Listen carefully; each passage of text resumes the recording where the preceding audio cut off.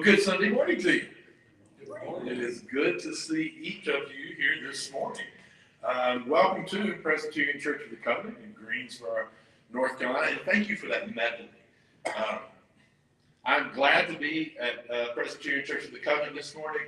That song, that medley, How Great Thou Art, took me back to my childhood on Sunday mornings, and my dad, the only song he would sing at the top of his lungs in the shower was that song. I'm so glad that I am here today and not back at that church. So it is good to be with you. Welcome to all the folks that are here online as well. As I like to remind you, there's a QR code somewhere up over my head where you can learn more about us or donate to make it possible for us to continue to broadcast to you. Again, we're glad that you're here with us. We don't pass the offering plate. You'll find that on the back table, so we do encourage you to look for that on your way in or out as you come to the services. Again, welcome. We're glad you're here. We're going to start today with two readings, and in a very unusual pattern for us, but not so unusual for most churches. Both of my readings are going to come from the biblical text.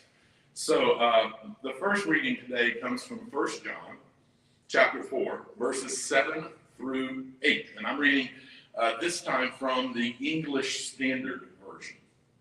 Hear now these words. Beloved, let us love one another, for love is from God, and whoever loves has been born of God and knows God. Anyone who does not love does not know God, because God is love. And then from 1 Corinthians 13, 4 through 7. Love is patient. Love is kind. Love does not envy or boast. It is not arrogant or rude. It does not insist on its own way. It is not irritable or resentful. It does not rejoice at wrongdoing, but rejoices with the truth. Love bears all things, believes all things, hopes all things, endures all things.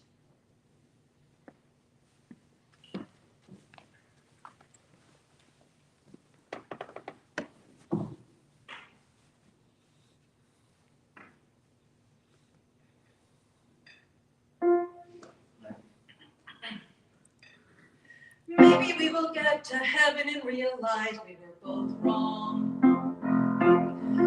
For the sharpest stone, big is the throne. Is it really a winner if we all have broken bones? Maybe we will get to heaven and realize we were both wrong. We're all just slapping wrists over why we all exist. Everyone's Arminian and everyone's a Calvinist. Can we tell God from a man-made king?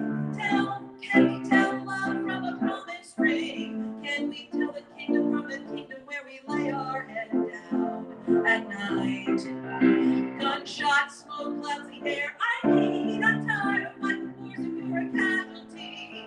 Can we tell the kingdom from the kingdom where we lay our head down at night? You are my country.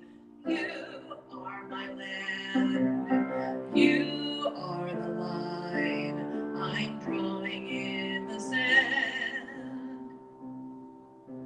And maybe we will get to heaven and realize we were both wrong. We were told to take a side of which evil felt more right. Will I really find a savior on one side of a party line? Can we tell God from a man-made king? Can we tell love from a wedding ring? Can we tell the kingdom from the kingdom where we lay our head down at night? Gunshots, smoke clouds the air. I'm tired of fighting wars if you're a casualty.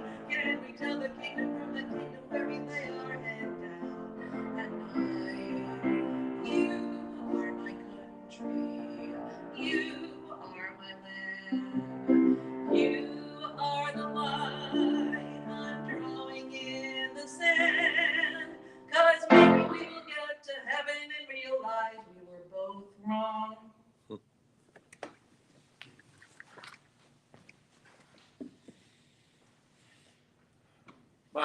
message this morning is entitled On God, Gods, and Politics. So somewhat maybe surprisingly, the U.S. Census doesn't ask about religion. There are, however, other groups who have conducted surveys to help us understand religion in the United States. And one of those groups, and one I most frequently reference, is Pew Research Group. According to them, these are our current percentages of population for major religious groups in the U.S. Christianity, just over 70%. Unaffiliated, that's including atheists and or agnostics, is around 22%. Judaism, around 2%. Islam, about 1%.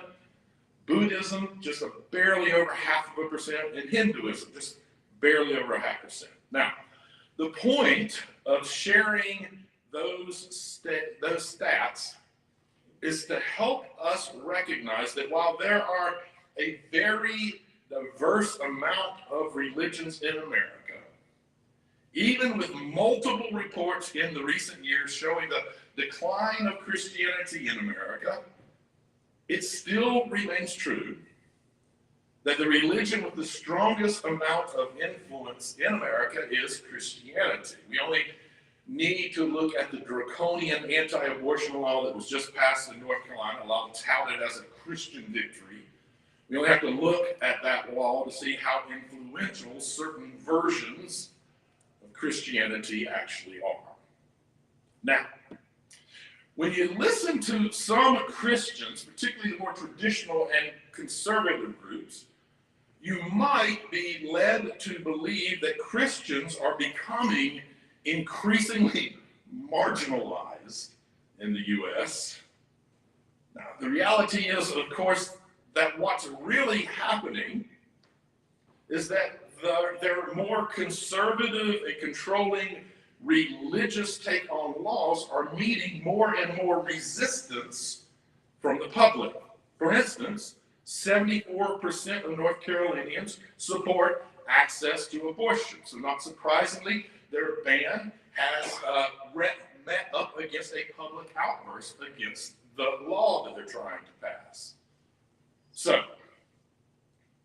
it's not that they are being marginalized as much as it is that they are losing influence, which is a big part of why they're rigging the system to maintain power.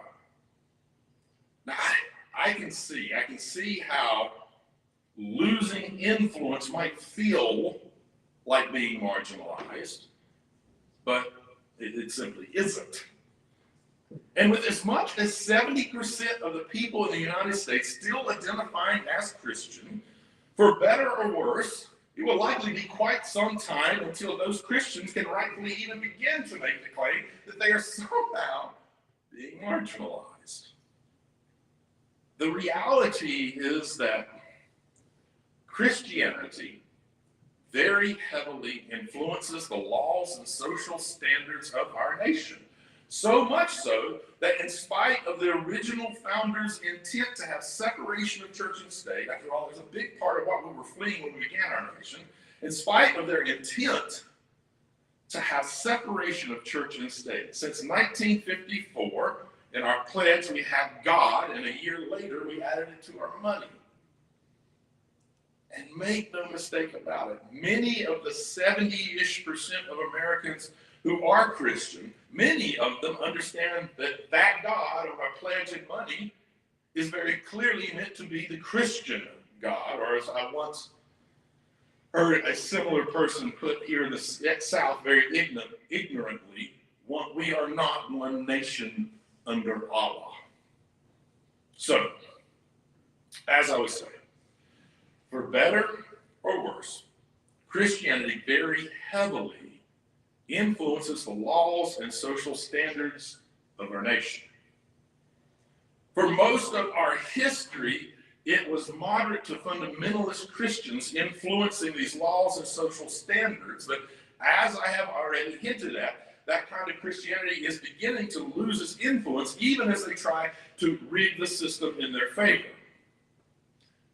Part of that is because of the decrease in overall Christianity in the U.S., and part of it is because an increase is happening in more progressive understandings of Christianity. And those Christians are more progressive understandings of Christianity, and those understandings are seen not only as a way to identify as Christian, but also seen that way by folks who identify as social but not spiritual, but not religious. The increasing number of people who have an understanding of teachings of Christianity that is different from the more moderate to fundamentalist understanding has created more than a bit of a divide in institutional religion, and by extension and by the current nature of the government in the U.S., a divide in politics as well. I actually addressed this divide in the institutional response, the church institutional response, in one of my question and answer responses to Bishop Spong's newsletter. The question that I was asked in that particular newsletter was, why is Christianity growing in its fundamentalist forms and dying where it tries to engage the thoughts of the present world? My response in part was this. I said, so the lazy answer here would be to say that fundamentalism is concrete and easy in comparison to the constant questioning and the embracing of mystery that comes along with progressive Christianity.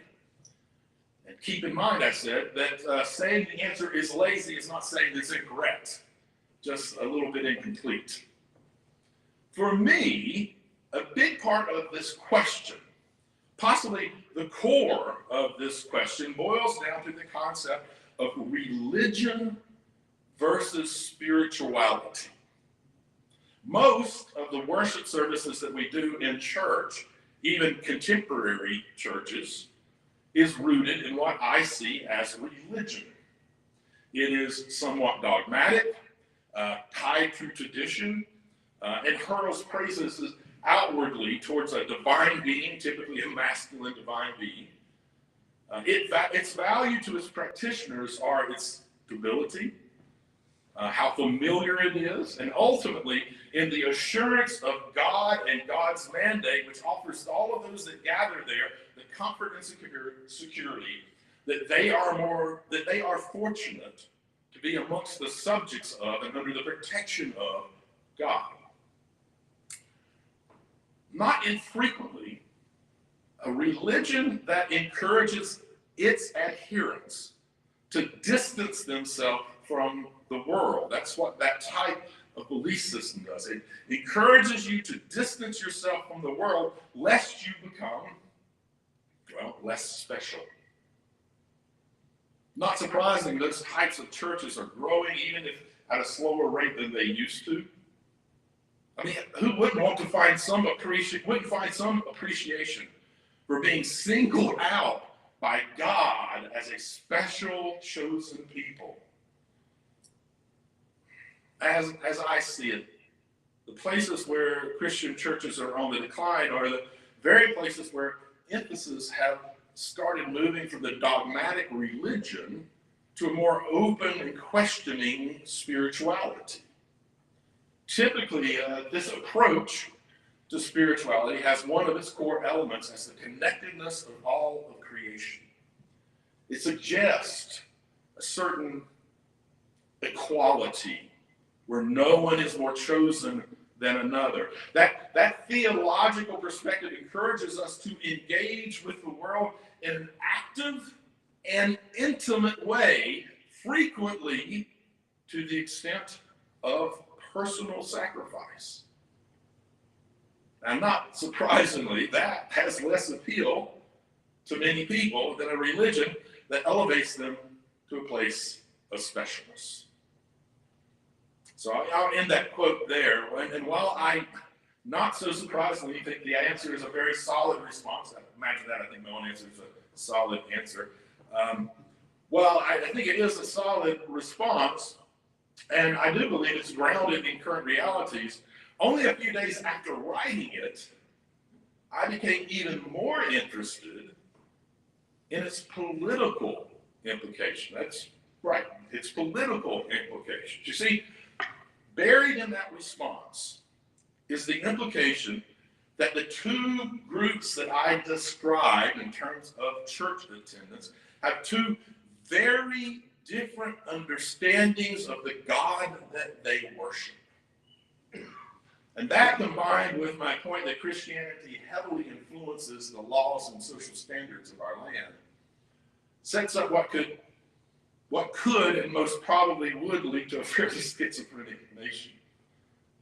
I, in fact, think that it probably will. And I'm not the only one that believes that. Let's first look at these two gods that I'm talking about, that I believe my answer points us towards.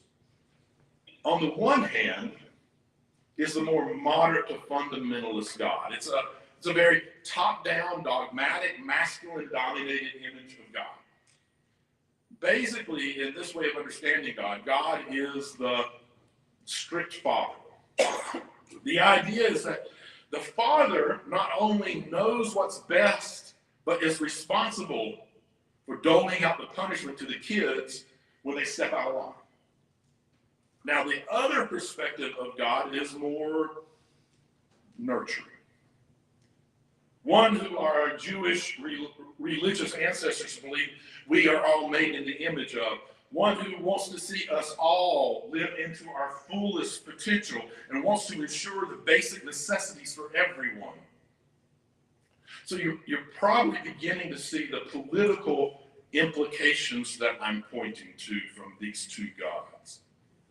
UC Berkeley professor of linguistics and cognitive science, his name is George Lakoff, calls these two understandings of the parental role of God as the strict father and the nurturing parent. Strict father, nurturing parent. He's done what I consider to be some of the most fascinating work on what's behind the U.S. political divide. And one of the key factors are these two different perspectives for models of God. With our concepts of religion and nation both being built around, at least in part, the family, the idea and framework of family. And honestly, think about it. Both church and nation are built around sort of this framework of family. Think of God the Father, child of God, homeland security, founding fathers.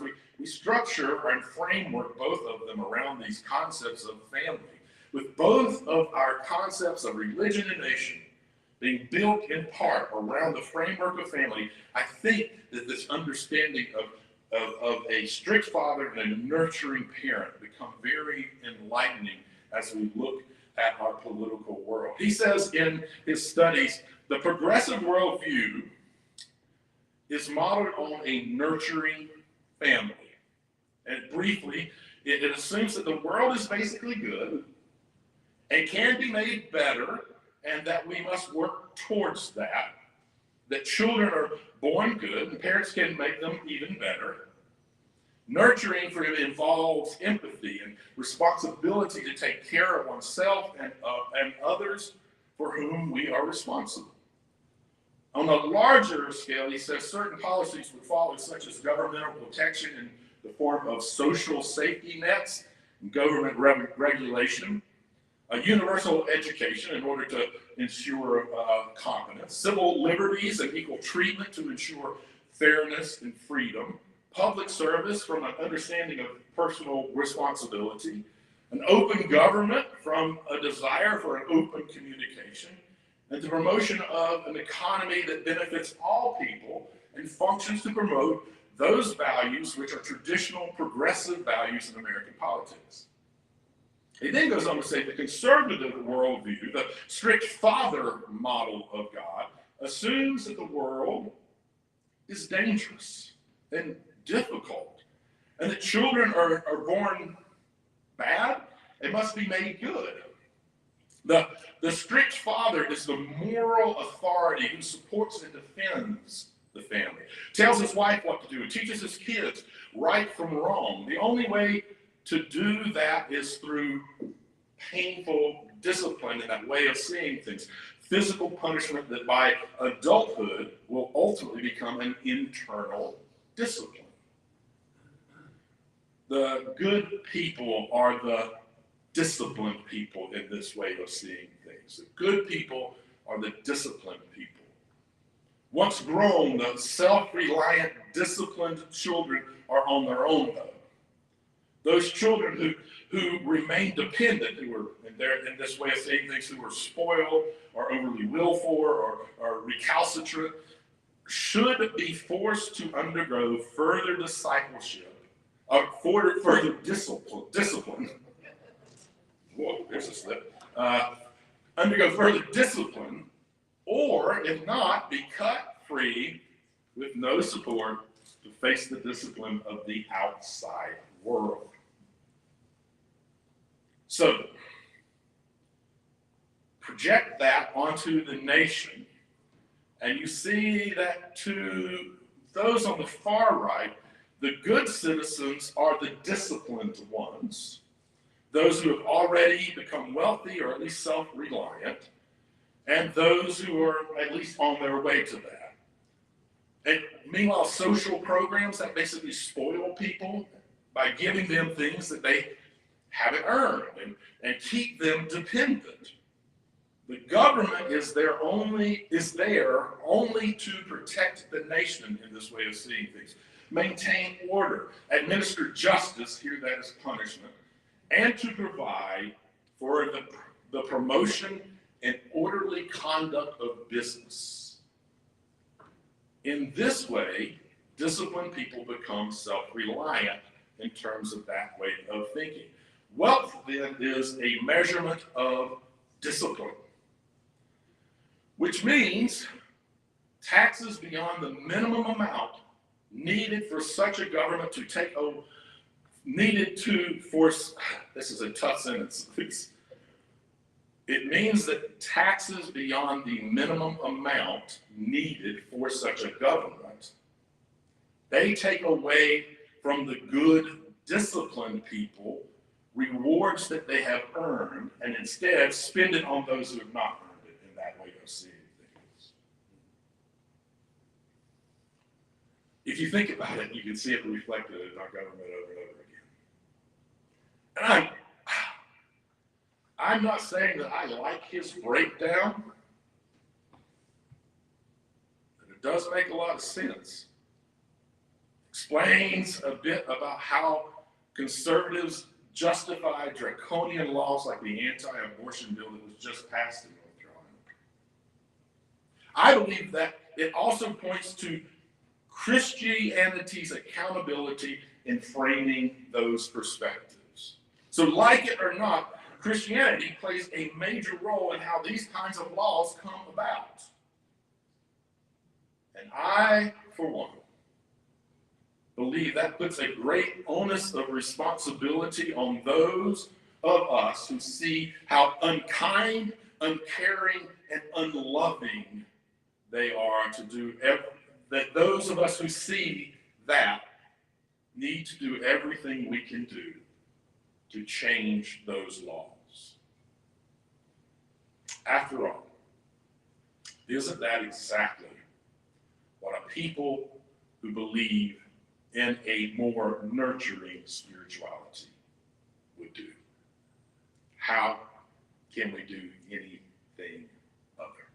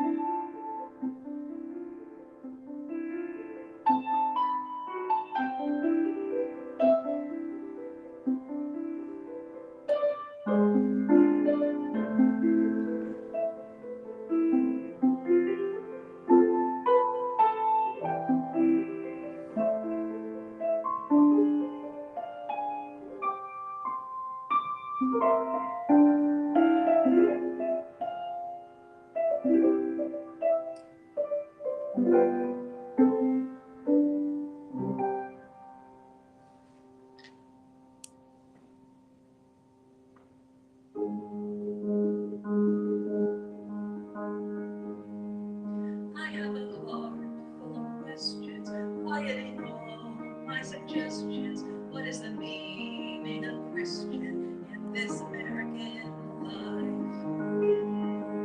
I'm feeling awfully foolish, spending my life on a message. I look around and I wonder, ever if I heard it right?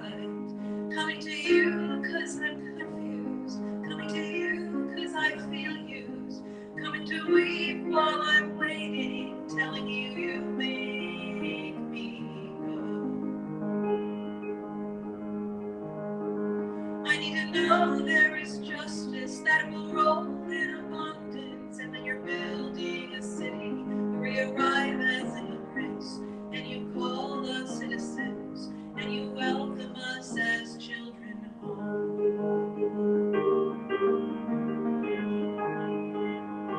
You were alone and rejected, misunderstood and detested. You gave it all, didn't hold back. You even gave up your life. How can we call ourselves Christians, saying that love is a tension between the call of the cross and between the old party line? Coming to you for the mothers who are all running for cover. There's a flood from their weeping, telling me you won't make them go. I need to know there is justice that will roll in abundance, and that you're building a city where we arrive as immigrants, and you call us citizens, and you welcome us as children home. There is a man with a family, he has a wife and a baby. He broke the law just to save them, working for $3 an hour. Truly you said we were equal.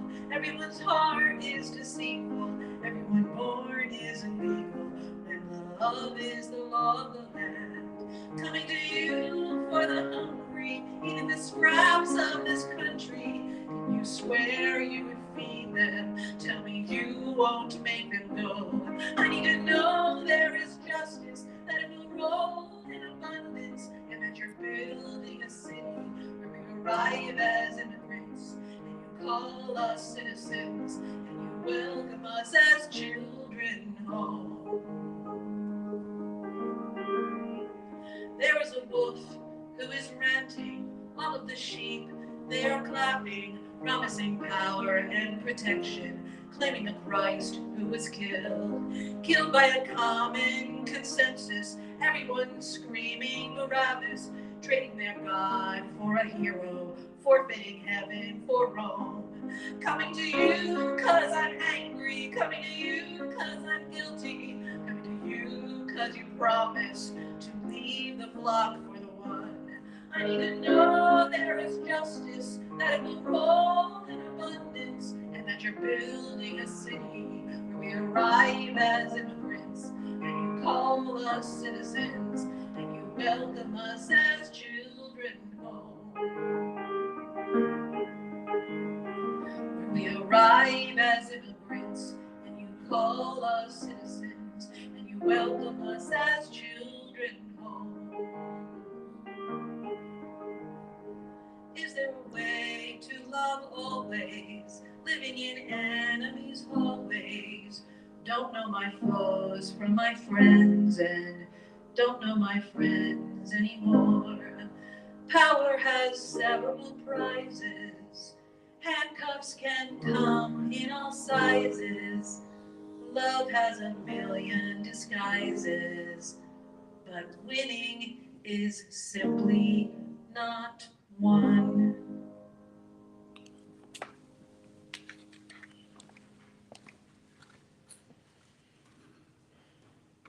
It's been, I think, almost a month since I did self-promotion and did a prayer out of my book of progressive prayers.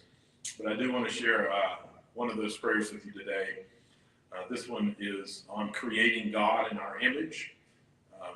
Again, as I always say, this can be a prayer for you, it can be a meditation, just be a moment to breathe in and out, to relax and grab the words that mean something to you in the moment. Let's bow our heads together. Throughout history, humanity has professed a love for this thing we call God. Only it would seem that we don't love the same God. The gods we love are the ones we each have created. We love discovering that our God is much like us. We love those moments when a piece of sacred text confirms the things we have long suspected and gives us divine permission to hold on to biases, judgment, and even damnation. May truth break into the realities we have created. May we learn to confirm within ourselves the thing that our spirits already know, that any God is too big to be contained in some limited earthly conceptualization. May we be led to experience the breadth and the depth of love and creation in a way we have never felt secure in exploring before. May we be directed towards a faith that is not dependent upon certainty, a faith that is fascinated with the questions, a faith that gains energy and strength in an uncertainty that points to the reality of something bigger than we could ever fully understand. May we find humility in that knowledge. May it gut our overstated piousness to its core and create in us a God-shaped space that seeks out only the reality that is founded in, nurtured by, reliant upon, enlivened with love. Let us make love our default position. And in that God-shaped space, may we find an unending desire to envelop the world and all the people in it with a grace and love that it has never known before. Amen. Receive this blessing. May you walk in harmony with each other and with creation, recognizing that we are one. And may you know love and happiness throughout your life. And may your words and your actions bring that love and happiness to all of those you meet. I need to know there is justice that will rule in abundance and be filled in a city where we arrive as immigrants and you call us citizens.